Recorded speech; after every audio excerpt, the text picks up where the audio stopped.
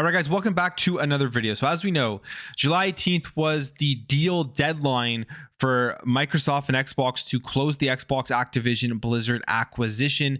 And previous to the news that we have now, if it wasn't closed, they would have to come to a new agreement, or they would have to walk away and pay the $3 billion breakup fee. Now, that isn't going to be the case. They actually have filed for an extension and have been granted an extension to extend the deal deadline, which is going to go all the way to October 18th. So here's the report. It says Microsoft and Activision Blizzard have agreed to extend their merger agreement pending the outcome of negotiations with the UK regulators, and both parties will now have until October 18th to finalize the transaction. So right now where we are, they beat the FTC in court. The deal is going to be approved. They're going to be able to close in the United States. Still waiting on the CMA and the UK to come to an agreement here in terms of some more negotiations, some more remedies, so that they can go ahead and close the deal in the UK, rather than closing it now and then having to close over the blockage by the CMA as they're going through the appeals process. It says here that the recent decision in the US and approvals in 40 countries all validate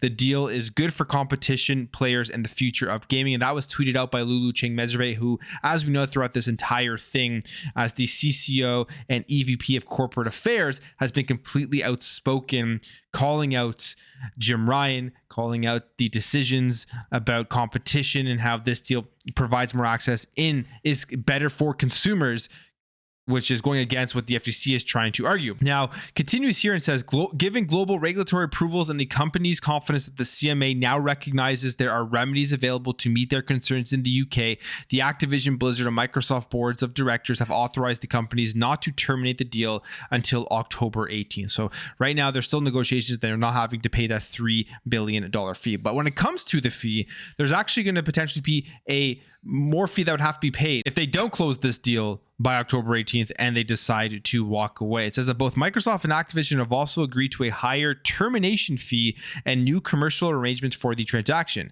A termination fee payable if Microsoft or Activision walks away from the deal is now set at $3.5 billion if the deal doesn't close by August 29th, and jumps to $4.5 billion if September 15th passes without finalization. And we know from the CMA's perspective, they had extended the time where they could submit their final report and their decision to August 29th, saying that they just needed some more time to look over the, case. And there was speculation that it's because Microsoft had offered the remedies and they had to make the decision whether that was good enough to get this deal closed in the UK and approved.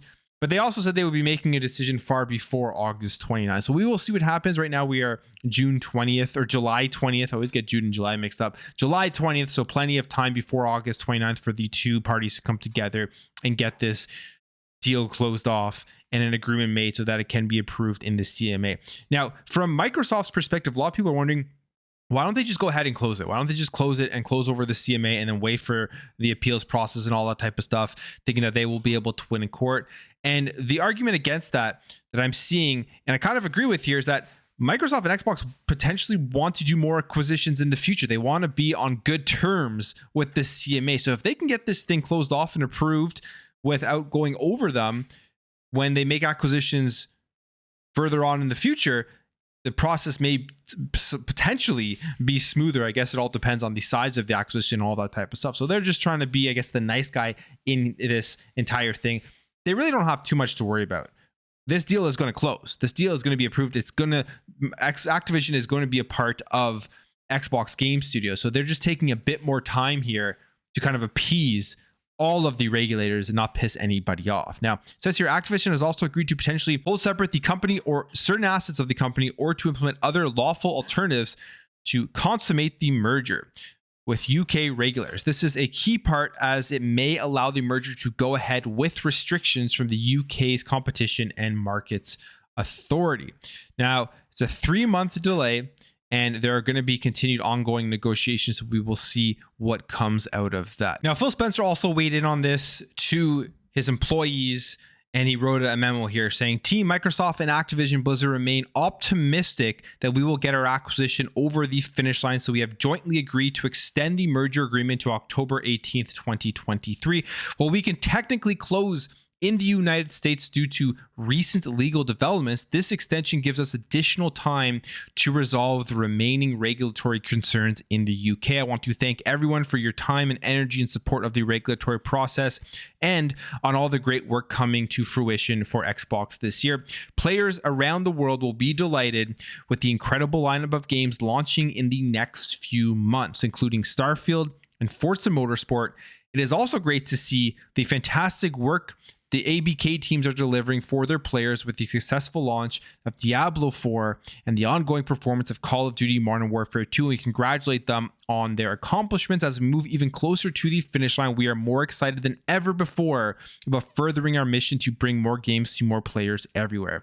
So pretty interesting memo, a pretty cool memo in general, because he does acknowledge the Activision Blizzard games with Diablo, with Call of Duty, preparing for those games all coming over to Xbox, specifically Xbox Game Pass, and being first party games. So tons of games coming. I mean, the lineup is insane right now, looking forward into the future. Like he says here with Starfield and Forza Motorsport, and then you think about all of the other stuff that's going to be dropping, and you think of the revitalization of the older Call of Duties on Xbox right now. That is a direct effect of Microsoft and Xbox fixing those servers. And I would say they're probably preparing to drop all of that right into Game Pass, and they're testing out the overall want for these games.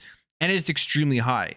The games are extremely populated, and everybody right now is talking about those older Call of Duties because of how beloved they are. Now, it's not just the CMA here. Microsoft is also asking the FTC to remove the Activision case that is currently scheduled for an in-house trial on August 2nd.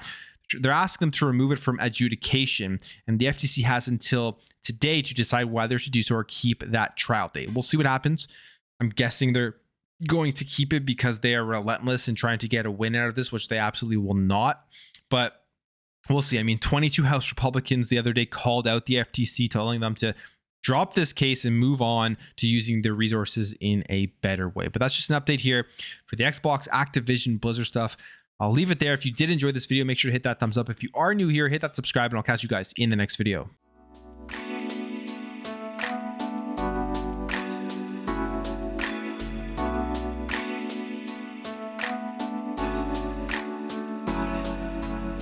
We'll be right back.